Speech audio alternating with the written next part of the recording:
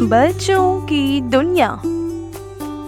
کہانی کا عنوان اللہ دیکھ رہا ہے۔ ایک دفعہ کا ذکر ہے، ایک گاؤں میں ایک شخص رہتا تھا۔ اس کا نام عبد الرحمن تھا۔ اس کے 3 بیٹے تھے۔ تینوں اپنے والد سے بہت محبت کرتے تھے۔ عبد الرحمن بھی اپنے بیٹوں سے بہت محبت کرتا تھا۔ ایک مرتبہ عبد الرحمن نے اپنے تینوں بیٹوں کو بلایا اور ان کو ایک ایک سیب دیا اور کہا، اس سیب کو ایسی جگہ جا کر کھانا جہاں تمہیں کوئی نہ دیکھ رہا ہو۔ جو یہ کرنے میں کامیاب ہو گیا، میں اسے انعام دوں گا۔ تینوں بیٹے والد کو اللہ حافظ کہہ کر اور ان سے دعائیں لے کر گھر سے نکلے۔ دوسرے دن عبد الرحمن نے پھر بیٹوں کو بلایا اور باری باری سب سے پوچھا۔ سب سے پہلے بڑے بیٹے عبداللہ سے پوچھا، کیا تم اس کو ایسی جگہ کھانے میں کامیاب ہو گئے جہاں تمہیں کوئی نہ دیکھے؟ عبد الرحمن نے جواب دیا، الحمدللہ ابا جان، میں نے اس سیب کو ایک درخت کے پیچھے جا کر کھایا تھا، وہاں مجھے کوئی نہیں دیکھ رہا تھا۔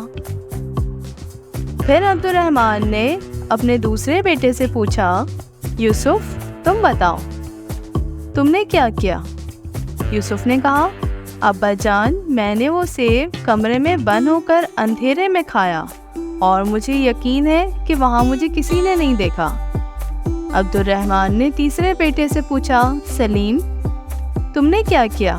سلیم نے کہا، ابا جان، میں نے کتاب اسماء الحسنی میں پڑھا تھا، اللہ کا ایک نام ہے البصیر، ہر ایک کو ہر حال میں دیکھنے والا۔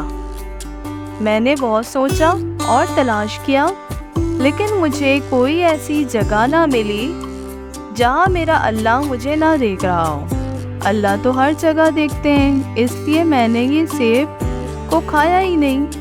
عبد الرحمن اپنے سب سے چھوٹے بیٹے کی عقل مندی پر بہت خوش ہوا اور اس کو بہت سارے انعامات دیے۔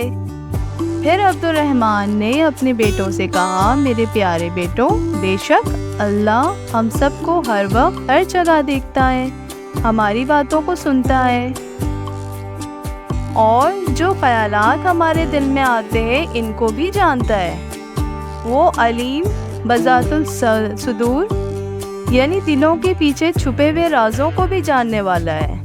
اللہ کی نافرمانی سے ہر وقت بچو اور اللہ کے سارے احکامات پر عمل کرو، جس پر اللہ تم سے راضی ہو جائے گا اور تمہیں دنیا میں راحت، سکون، اطمینان عطا کرے گا اور مرنے کے بعد بھی ہمیشہ ہمیشہ کے لیے جنت میں داخل کرے گا، جہاں انسان جو چاہے گا وہ ہو جائے گا۔ انسان کے دل میں جو چاہت ہوگی وہ پوری ہو جائے گی۔ جنت میں ہم ایک پرندہ دیکھیں گے، اس کے کھانے کا جی چاہے گا تو فوراً بھون کر پلیٹ میں آ جائے گا، پھر اس کی ہڈیوں پر اللہ دوبارہ گوشت اور پر لگا دیں گے اور وہ اڑ جائے گا، تو وہاں جنت میں مزے سے ہوں گے۔